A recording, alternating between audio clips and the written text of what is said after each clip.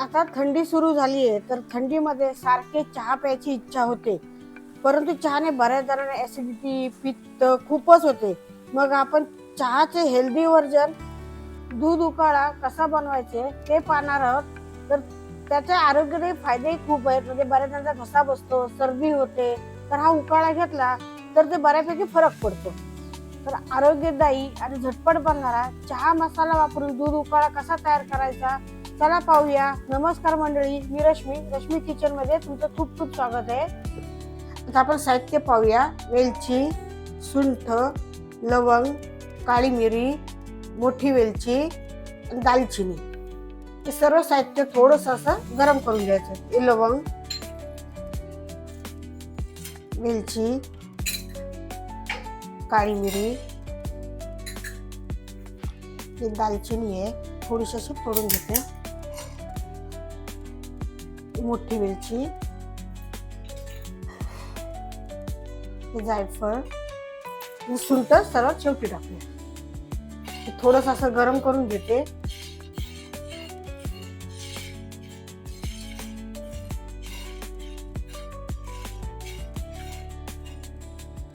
आता थंडी सुरू झाली आहे तर आपल्याकडे चहा मसाला विकत मिळतो. तर ते बरेच जण मला विचारत होते तुमच्याकडचा चहा मसाला छान असतो तर तो तुम्ही कसा बनवता, तर ते एकदा आम्हाला दाखवा. म्हणून हा व्हिडिओ मी बनवते त्यासाठी. थोडासाच मी बनवते चहा मसाला. आता चहा मसाला आपला थोडा गरम झालेला आहे, तो आता मी काढून घेते आणि त्याला थंड करत ठेवते.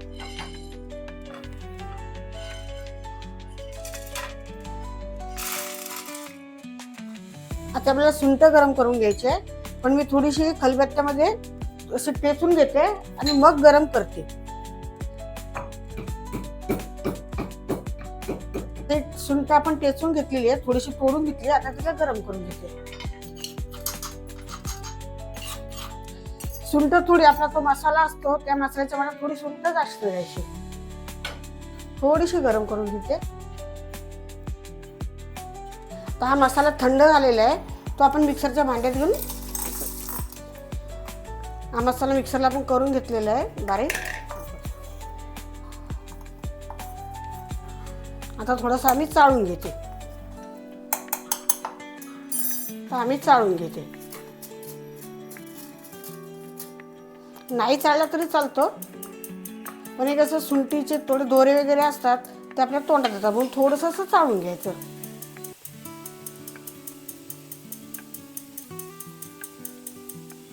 तर हा मला कसं विक्रीसाठी ठेवायचा असतो म्हणून मी चाळून वगैरे ठेवते. घरी चालतं आपल्याला असं.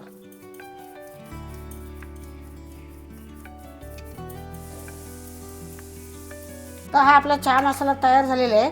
हा मी आता डबीत भरून घेते. हा आपला घरगुती चहा मसाला आहे. 6 महिने ठेवला तरी त्याला काही होत नाही, अगदी जसा आहे तसा राहतो हा. आता आपण चहाचा मसाला बनवला, पण चहाच्या मसाल्यापासून नुसता चहाच का, तर आज आपण उकाळा बनवूया. त्यासाठी 1 कप मी पाणी घेतलेलं आहे. त्याच्यामध्ये तुम्हाला गोड लागेल तशी साखर, 1 चमचा मी साखर टाकून घेते आणि हे पाणी आता मी उकळून घेते. पाणी उकळलंय, त्यामध्ये आपण जो चहा मसाला बनवला होता तो चहा मसाला टाकून घेते. मी 2 छोटे चमचे चहा मसाला करून घेते.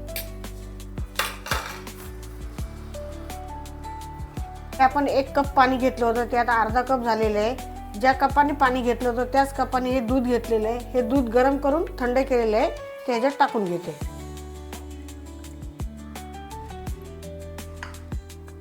ते दूध पण चांगलं असं उकळून घ्यायचं. आता हे दूध आहे ना, ते चांगलं उकळून झालेलं आहे. त्याच्यामध्ये थोडीशी हळद टाकून घेते. तुम्ही हळदीऐवजी केशर टाकलं तरी चालेल.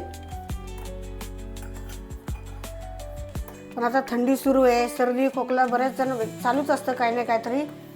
तर हळदीमध्ये गुणधर्म खूप असतात म्हणून थोडीशी हळद टाकली मी. ह्याच्यामध्ये थोडेसे ड्रायफ्रूट टाकून घ्यायचे.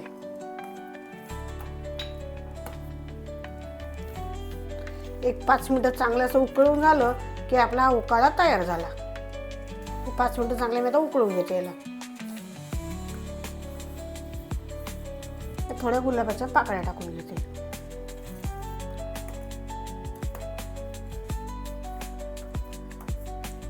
बघा किती सुंदर दिसतोय. आणि याचा सुगंधही खूप छान येतो, चवीलाही खूप छान लागतो आणि मेन आरोग्यदायी.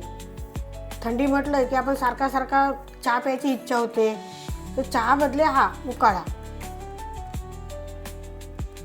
तर मी उकाळा आहे तो ओतून घेते.